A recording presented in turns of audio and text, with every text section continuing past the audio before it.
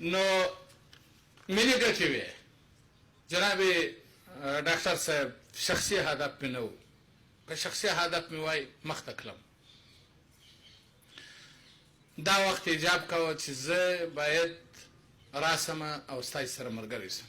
دلته د صلح خبره ده دلته افغانستان کې 18 کاله زامنتونه کښ شوي دي موږ اردوي ملي قرباني ورکړې ده موږ خپل نظامي ځواکونه قرباني ورکړي دي موږ هره ورځ د اردو سربازان قرباني ورکو موږ باید په واقعي ډول باندې قرباني ورکو اما قرباني مو ورکړه د افغانستان د ولس لپاره درېدلي وو د ولس په مقابل کې مو شخصي قرباني ورکړه د ملي ګټو په خاطر باندې زه راغلم ستا حمایت مې وکړي رئیس صاحب جمهور ډېر خوشحاله یو چې راغللو او ستا سره یو ځای سولو هر وخت چې تا د افغانستان د ولس خدمت کوه موږ به دې څنګ ته ولاړ اما که دې د ولس خدمت نه کوه بیا مو لار درڅه جلا ده بیا مو لار درڅه جلا ده زموږ سپین ږیری موږ چې هره خبره کوو دلته مخامخ درته زموږ مشر یې زموږ سپین ږیری مینایس موږ ورته په دې سنتي جامه کې یو دغه لرو یو مسؤلیت لرو هغه دا دی چې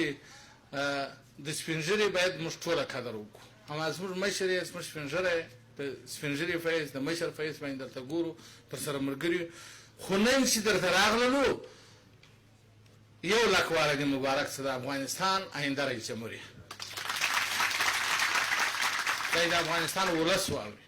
که څوک غواړي چې د افغانستان آبادي پسې ګرځي که څوک غواړي چې د افغانستان اوبه مهار کړي که څوک غواړي چې افغانستان آینده سوکاله و آباد و ارام واوسېږي او یو ښه پایداره دوامداره صلح ولري باعزته صلح ولري نو موږ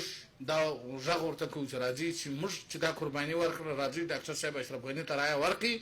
په ګډه باندې به ورسره ملګري یو دی مخته موږ په فصیح ستا در چتر لاندې ستا در مشرتوب لاندې موږ په دې وطن کې ژوند کوو او ستا در مشرتوب لاندې